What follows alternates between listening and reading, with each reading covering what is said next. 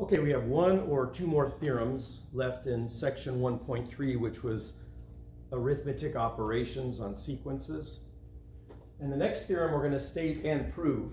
First, this theorem 112 says, suppose an converges to the real number a, and bn converges to the real number b.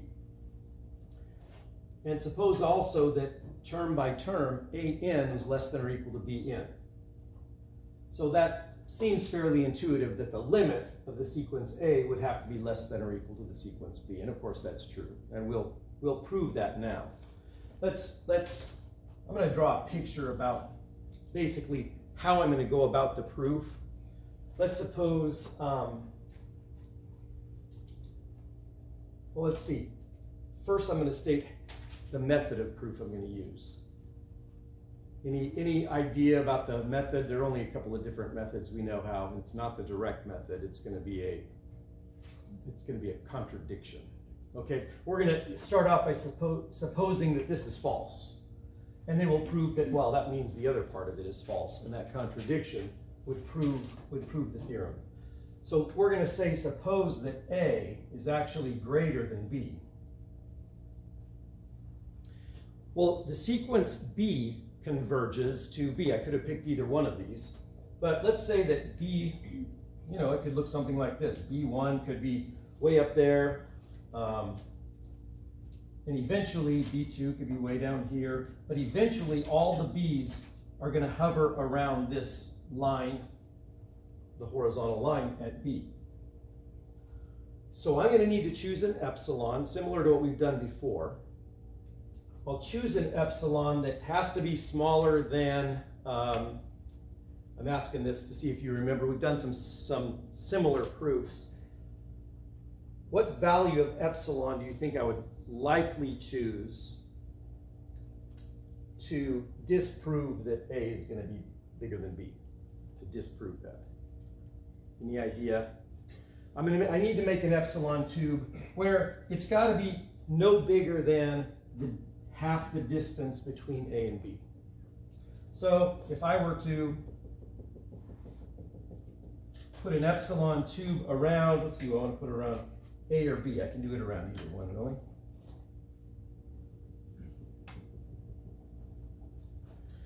If I define this to be my epsilon, which means that's also epsilon, so we've drawn an epsilon window, an epsilon tube around B. Eventually, after some capital N, all the elements are going to be inside this tube here. So eventually, B3 might be down there, B4 might be way up here. But let's say starting at B5, B6, B7, B8, and so on. Let's say that our capital N is 5. From that point forward, all of the elements of the sequence Bn are in that tube. Can you see how that's going to cause a problem? We know that An is smaller than Bn for all natural numbers n. So my An, for example, A1, well, A1 could be up there. But A2 has to be below that. A3 has to be below this one. I didn't put a B, yeah, I did. I put a B4 there. I'll just go ahead and put A4 there. A5 has to be below B5. A6 has to be below B6, and so on. Well, you can see what's happening here. My green numbers, A, can never rise above the black numbers in B. So therefore, you're never going to have A's anywhere near where the limit A. That's going to be our contradiction. Just remember that epsilon we're going to choose to be, what's that going to be? A minus B divided by 2. And if the picture doesn't make sense, well, maybe the proof will. Any questions about the picture before I erase it?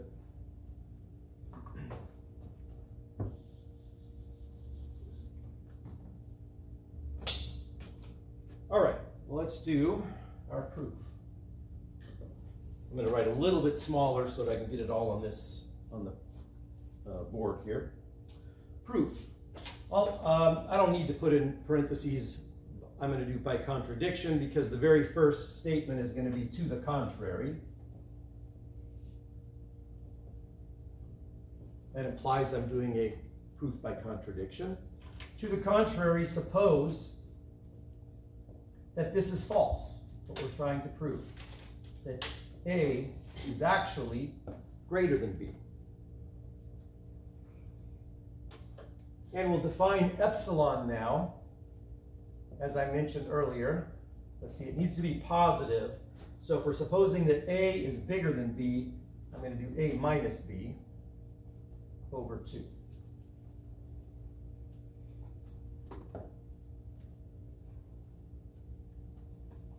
And before we move on, again, don't draw this. I'm just going to ask a question here. If A is bigger than B,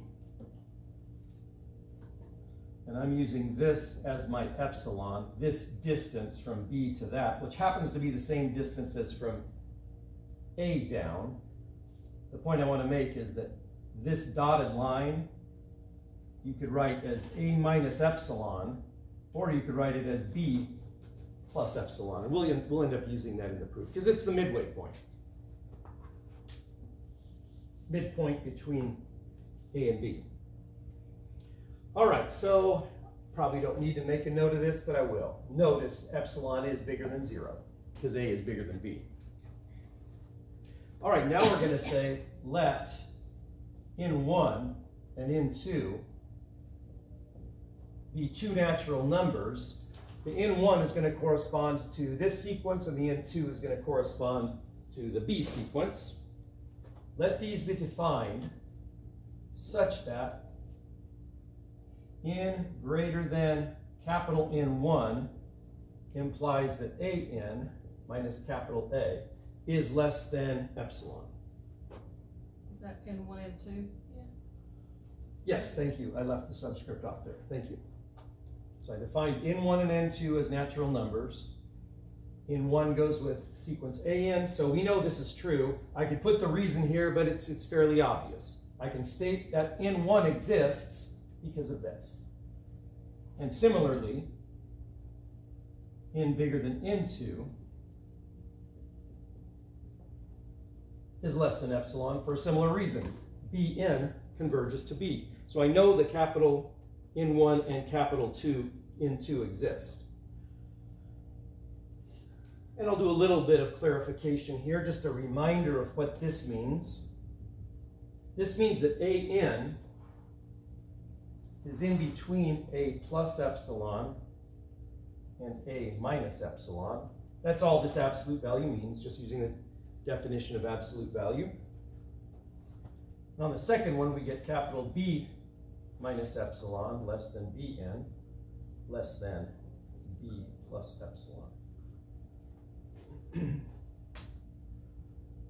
And what I noted before writing this proof out, this number right here happens to be equal to that number right there.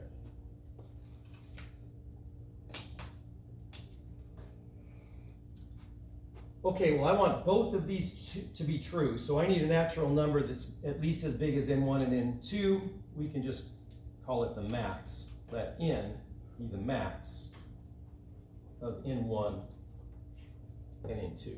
So if little n is bigger than capital N, it's clearly bigger than both n1 and n2, and so both of these right-hand sides are going to be true.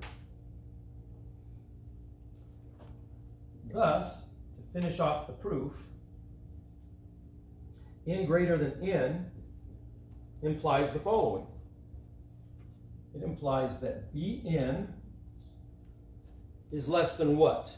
Well, right here we know Bn is less than B plus epsilon. Bn is less than capital B plus epsilon.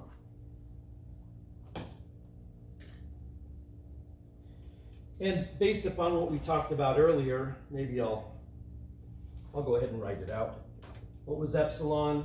Epsilon was A minus B over 2. And if you do the arithmetic on it, that turns out to be A minus epsilon. We already knew this. B plus epsilon and A minus epsilon, it's kind of the midpoint. They're the same number.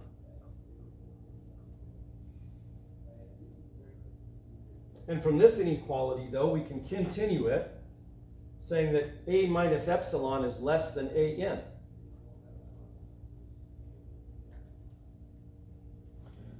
So that's where we reach our contradiction. The summary of this one line is, and I'll put it in parentheses, Bn is less than An. That's a contradiction.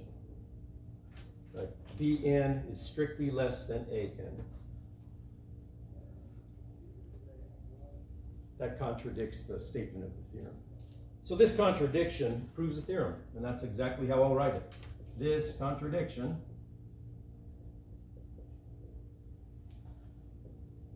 proves the theorem. Or I could have just said, this contradiction proves that A, capital A, is less than or equal to B.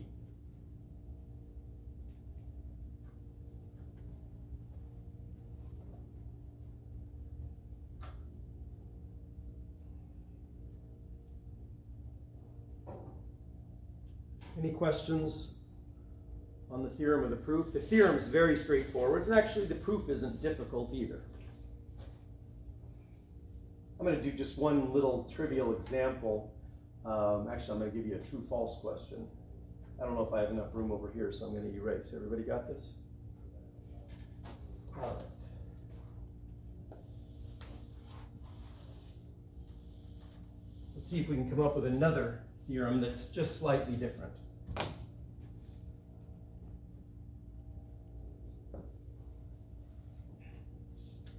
True or false? I'll abbreviate this. I'll just say AN converges to A, BN converges to B, AN less than BN for all natural numbers n. That's my setup.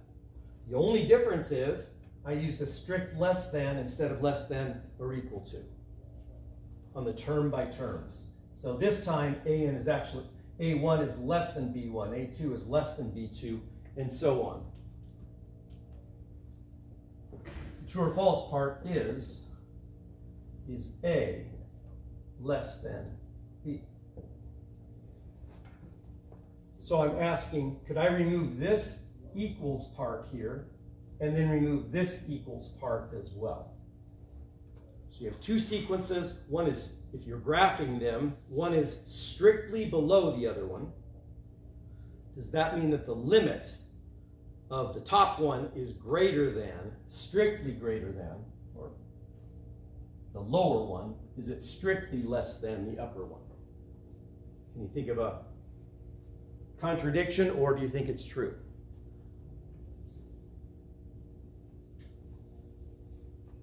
Any ideas on that? I'm going to pick a real, there's a counter example. This is false. And a real simple example. We will take the sequence AN equal to 1 over n and BN equal to negative 1 over n. Then term by term, this is clearly less than that, and they both converge to 0. So the plot would look like, you know, something like this. Term by term, the sequence Bn is below. Let's see, did I say it right? Oh no, the AN would be the below sequence. The positive sequence, okay, I guess I did that wrong, didn't I? AN has to be the negative one. Now it matches the way I wrote it. I wrote it there. And they both converge to the same number, 0. Another one would have been basically A could be 1 over 2n. It would just be half the distance between the x-axis and the sequence, and the larger one, which was bn, or 1/3 n or 1/4 n. There's an infinite number of examples we could have chosen. So we cannot do that.